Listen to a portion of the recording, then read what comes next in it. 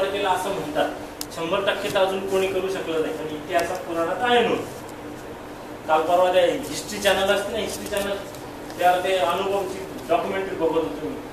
Oppenheimer नावाचा शास्त्रज्ञ आहे ज्यांनी अणुबॉम्बचा शोध लावला. त्या डॉक्युमेंटरीमध्ये तो म्हणतो की अणुबॉम्बचा शोध मी नाही लावला, याच्या पहिले भारतामध्ये अणुबॉम्बचा शोध लावला. ते ब्रह्मास्त्र होतं, श्रीकृष्णाने वापरलं, त्यांनी संदर्भ दिला गीतेचा शास्त्रज्ञ की हे अणु आहे. एवढा तुम्ही विचार करा, तो आपला देश आणि त्या देशातले आम्ही रहिवासी. हे कुठून आलं डोक्यात? मेंदू आहे, मेंदूमध्ये स्मृती आहे. मी आज बोललेलं तुम्ही लक्षात ठेवलं, बरोबर आहे. जनरली माझा अनुभव कसा आहे की आता इथून बाहेर निघाल्यावर सगळे असे बॅटऱ्या फुल रिचार्ज जातात. कुठे कुठे जातो मी व्याख्यानाला, खूप शाळेमध्ये, महाविद्यालयामध्ये पोरं बिलकुल फुल चार्ज. काय त्याला बाहेर अरे काय इतिहास आता अभ्यास करायला म्हणते, मास्तर आलता म्हणजे त्यांना सांगितलं म्हणते बॉम्ब खास. दुसऱ्या विचार काय कलेक्टर हो ना बा, मी कुठे येऊन राहिलो. 15 दिवसांनी त्याला विचारलं काय करावं लागते, कलेक्टर. एक महिन्याने विचारलं कलेक्टर. 2 महिन्याने विचारलं पालागी, त्याला घेऊन परीक्षा. 3 महिन्यानंतर मीच भेटलो तर येईल पाहिल्यावर वाटतं अशी होत होते.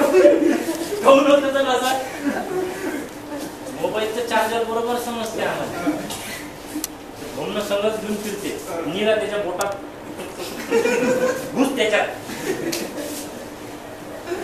हे नाही समजत. याच्यापासून दूर राहा, कामापुरता वापर करा, कामापुरता करा ना वापर. कधी आम्ही वाहवत जातो आम्हाला कळतच नाही.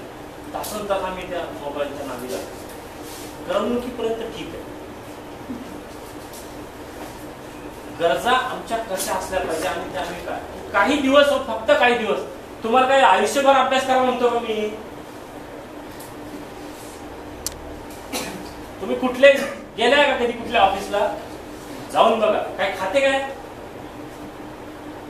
खाते. त्या दिवशी माझ्या IAS फाउंडेशनच्या बॅच मध्ये पोरायला आम्ही 9वी पासून पोरांना सांगतो की तुम्ही UPSC तयारी करा. नाही एका पोराला मी म्हटलं तुझा अमरावतीच्या तहसीलदारांना जाऊन भेट. तो गेला, त्याला जाऊन नसेल दिला, त्याला कोणतरी गेला, हा चुकीच्या वेळी गेला असेल, त्याला गेट आउट म्हटलं. आला टेंडर, मला हाकललं म्हटलं. तो जो तो हाकललं तुझ्या तू होय पण तसंच आहे. म्हणजे हा जसा कलेक्टर आताच झाला.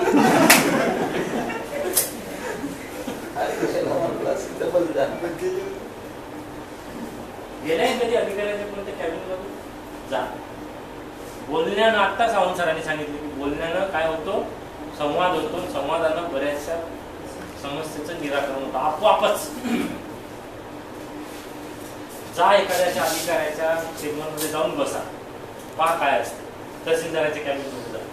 मला नाही वाटत कोण नाकार देईल, अजिबात नाही.